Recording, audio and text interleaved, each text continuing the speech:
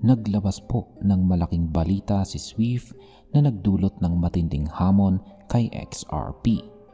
Matagal nang sinasabi ng mga supporters ni Ripple na may posibilidad na mapalitan o ma-integrate si Swift ng XRP Ledger sa global payments. Ngunit matapos ipahayag ni Swift ang kanyang bagong blockchain-based ledger, tila nais nitong ipakita na kaya nitong mag-modernize nang hindi dumedepende kay XRP. At ayan po ang siyang ating pag-uusapan sa video na ito, pero bago po tayo magpatuloy ay pakibasa na lamang po muna ang disclaimer dito po sa ibaba ng ating screen. Ano ang bagong blockchain ledger ni Swift? Sa annual conference sa Frankfurt, in-announce ni Swift ang kanilang blockchain-powered shared ledger para mapabilis at mapahusay ang cross-border payments. Ang project ay sinuportahan ng higit 30 malalaking global financial institutions tulad nina JP Morgan, HSBC, Santander at saka Deutsche Bank. Ang kanilang prototype ay ginawa kasama ang consensus at ito ay magsisilbing real-time record ng international transactions. Kung maisakatuparan ito, si Swift ay magkakaroon ng sarili niyang modernong sistema na kayang magpatupad ng smart contracts para sa automated settlements at consistent payment validation. Para sa market, malaking impact nito dahil ipinapakita po ni Swift na hindi niya kailangan si XRP para manatiling sentro ng global payments ecosystem. Paano naman naiiba ang project na ito sa traditional system? Sabi dito, the prototype developed in collaboration with consensus will function as a continuous real-time record of international transactions. By integrating smart contracts, the system aims to automate settlement rules and ensure consistent validation of payments across networks. Ibig pong sabihin, ang blockchain ledger ni Swift ay magbibigay ng tuloy-tuloy at transparent na record ng bawat transaction sa global payments. Ang paggamit ng smart contracts ay magbibigay ng automation sa settlement rules na dati ay ginagawa ng tao. Dahil dito, mas bababa ang errors at delays.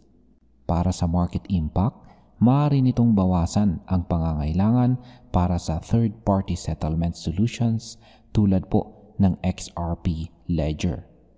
Ano naman po ang layunin ng interoperability ni Swift? Ang sabi rito, the project also emphasizes interoperability, seeking to connect existing fiat payment systems with emerging digital asset ecosystems. Ibig sabihin, hindi lang si Swift ang nag-focus sa kanilang sariling ledger. Gusto rin itong siguraduhin na konektado ang kanyang sistema sa fiat payments at digital assets. Sa madaling salita, gusto nitong mag-bridge ng traditional na finance at crypto ecosystems. Kapag naging successful ito, mas magiging mahirap para kay XRP na makuha ang posisyon bilang pangunahing tulay or bridge sa cross-border payments. Ito ay posibleng magdulot ng pressure sa presyo ni XRP dahil nawawala ang unique advantage po niya. Ano naman po ang pananaw ng CEO ng Swift? Sabi po rito, Swift CEO Javier Perez Tasso described the effort as an important step toward providing financial institutions with a more efficient and future-ready payments infrastructure. Sabi po mismo ng CEO ng Swift, ang kanilang blockchain initiative ay isang mahalagang hakbang upang mabigyan ang financial institutions ng mas mahusay at modernong payments infrastructure. Ang kanyang pahayag ay malinaw na nagpapakita na seryoso si Swift sa kanyang plano na manatiling leader sa global payments. Kung magtagumpay po sila, maaari itong maging hadlang sa adoption ng XRP Ledger sa mga susunod na taon. Ano naman po ang vision ni Ripple at XRP? Matagal nang pinuposisyon ng Ripple sa XRP at XRP Ledger bilang mas mabilis at mas mura kumpara sa lumang sistema ni SWIFT. Sinabi pa ni Ripple CEO Brad Garlinghouse ngayong taon na kaya nilang makuha ang malaking bahagi ng market share ni SWIFT sa loob lamang ng 5 taon. Ngunit sa bagong announcement ng SWIFT, tila mas lumalabo ang claim na iyon. Para sa market, ibig sabihin nito ay posibleng hindi po makuha ni XRP ang malaking bahagi ng global payments kung matuloy ang blockchain system ni SWIFT. Paano naman po tinanggap ng industriya at crypto community ang balitang ito? Maraming reactions ang lumabas sa crypto community. Ang Chainlink ecosystem na may existing collaboration kay SWIFT ay agad na nagsabi na ito ay malaking dagok para sa mga XRP holders.